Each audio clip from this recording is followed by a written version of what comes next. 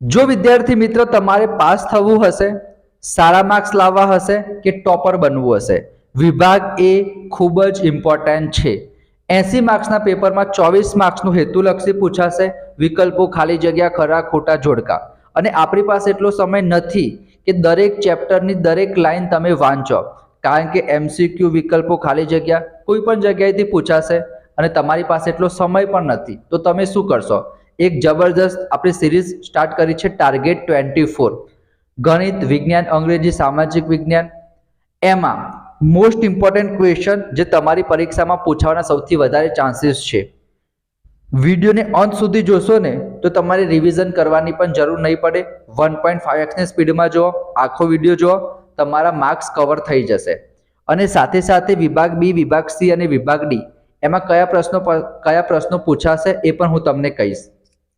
તો સૌથી પહેલા વિદ્યાર્થી મિત્રો અહીંયા જુઓ, અને અહીંયા વિદ્યાર્થી મિત્રો એ જ પ્રમાણે મેં સેટ કરેલું છે જે તમારી બોર્ડની પરીક્ષામાં પૂછાવાનું છે. અમુક ચેપ્ટરમાંથી વિકલ્પો પૂછાશે તો એ જ ચેપ્ટરના વિકલ્પો આપણે જોવાના. અમુક ચેપ્ટરમાંથી MCQ પૂછાશે તો એ જ આપણે જોવાના. ખાલી જગ્યા જે ચેપ્ટરમાંથી પૂછાશે તો એ જ આપણે જોવાની. બરાબર? તો સિસ્ટમેટિક પ્રમાણે બનાવેલું છે.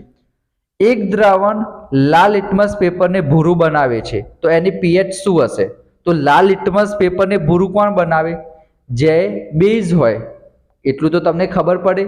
તો બેઝની pH કેટલી હોય? 7 કરતાં વધારે હોય. તો 7 કરતાં વધારે તમને શું દેખાય છે? 10. તો એ જવાબ આવશે. એ લોકો ઊંધું પણ પૂછી શકે વિદ્યાર્થી મિત્રો. આ ચેપ્ટર કયું છે? સેકન્ડ ચેપ્ટર, એસિડ, બેઝ અને ક્ષાર. 10 માર્ક્સનું ચેપ્ટર છે વિદ્યાર્થી મિત્રો.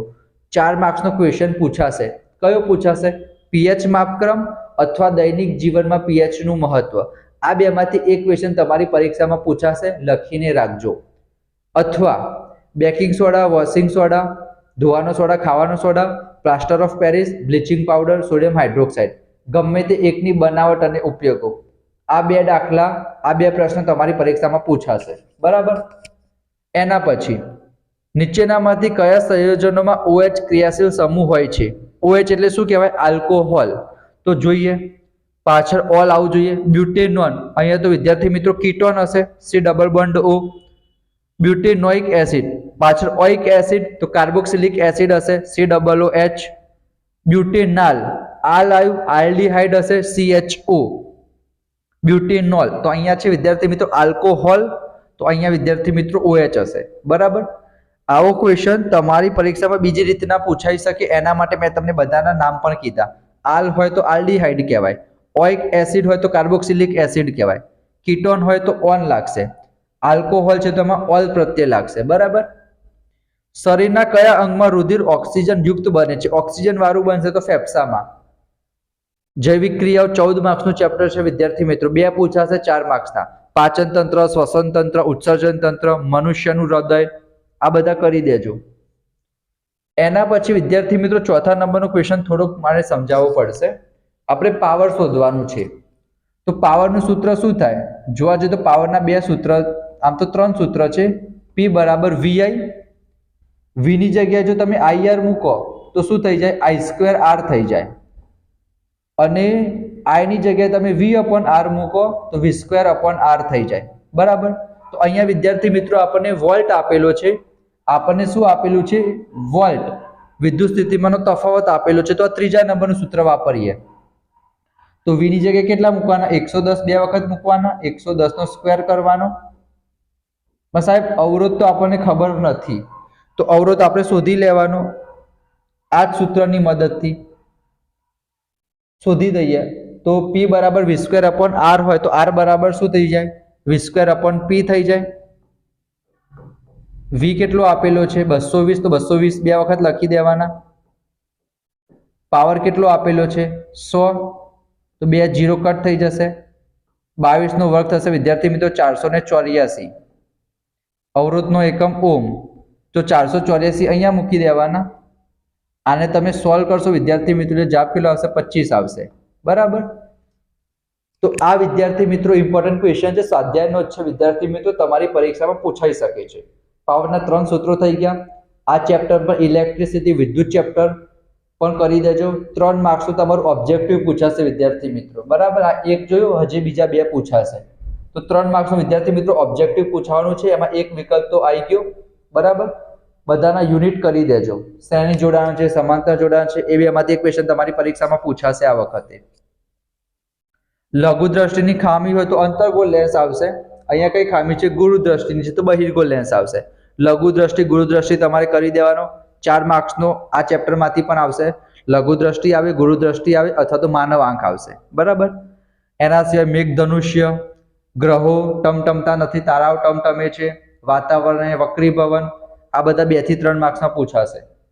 પ્રેસ બાયોપિયા હોય તો બંને લેન્સ આવશે, તો બાયોફોકલ આવશે, બરોબર.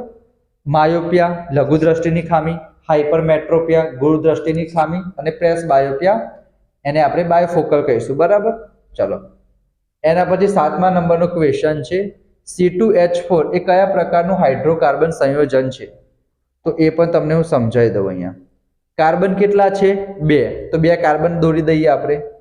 હાઇડ્રોજન કેટલા છે? 4, તો 1 હાઇડ્રોજન, બીજો હાઇડ્રોજન, ત્રીજો હાઇડ્રોજન, ચોથો હાઇડ્રોજન. હવે શું કરીશું?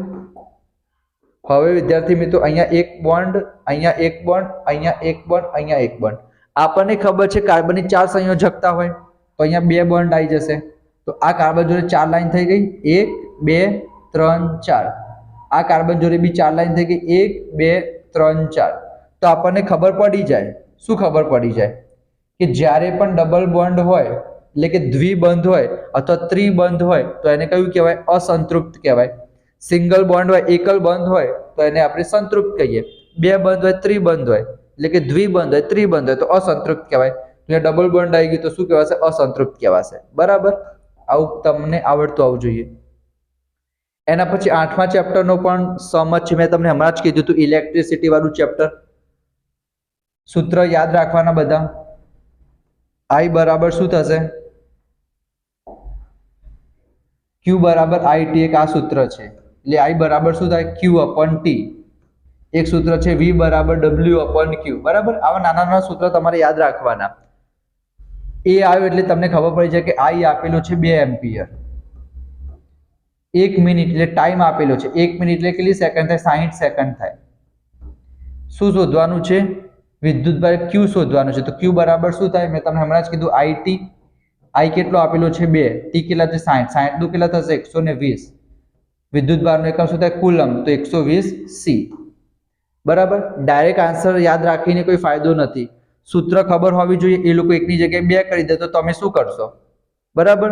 સૂત્રમાં કિંમત મૂકશો, જવાબ આવી જશે, બરાબર. ચલો, એના પછી રુધિરની સાપેક્ષે લસિકામાં ખાલી જગ્યા ઓછા પ્રમાણમાં હશે તો પ્રોટીન, બરાબર. લસિકામાં એક રુધિર જેવું પ્રવાહી છે જેમાં પ્રોટીન ઓછું હશે. કોષીય પ્રજનનમાં મૂળભૂત ઘટના કઈ આવશે? DNA પ્રતિકૃતિનું સર્જન. DNA નું પૂરું નામ ડીઓક્સી ન્યુક્લિક એસિડ, જો પૂછાઈ જાય તો. એના પછી આ ગાલાનો છે, એક ગોળીય અરીસો હોય અને પાત્રો ગોળીય લેન્સ હોય. કેન્દ્ર લંબાઈ માઇનસ હોય તો બંને કયા હશે વિદ્યાર્થી મિત્રો? બંને અંતર્ગોળ હશે, બરાબર. ઓરડાના તાપમાને ખાલી જગ્યા ધાતુ પ્રવાહી સ્વરૂપે અસ્તિત્વ ધરાવે છે તો શું આવશે? પારો. બધી ધાતુ કેવી છે? ઘન, પણ પારો પ્રવાહી. ધાતુ અધાતુ 10 માર્ક્સનું ચેપ્ટર. એમાં પણ વિદ્યાર્થી મિત્રો તમે શું કરશો?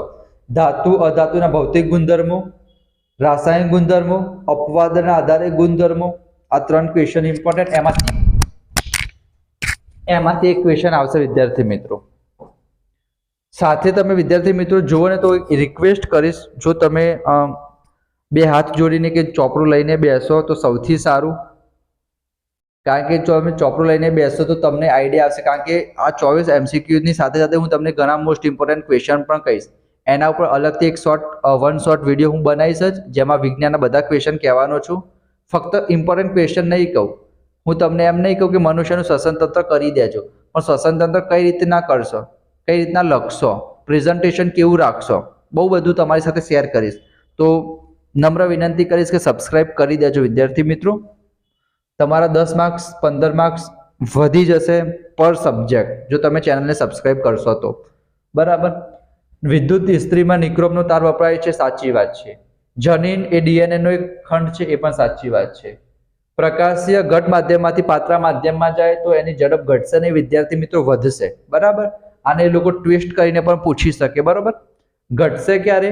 પાત્રામાંથી ઘટમાં જાય તો ઘટશે, બરાબર. તમે આ રીતના યાદ રાખશો તો પણ ચાલશે. પાત્રા માધ્યમમાંથી ઘટ માધ્યમમાં જાય તો ઘટશે. બે ઘટ સાથે આવવા જોઈએ. પાત્રામાંથી ઘટમાં જાય તો ઘટશે, બરાબર. પણ એ લોકોએ ઊંધું કીધું છે, ઘટમાંથી પાત્રામાં ઘટશે ને વધશે. એસિડ અને બેઝમાં ક્ષાર અને પાણી નાખીએ તો શું બને?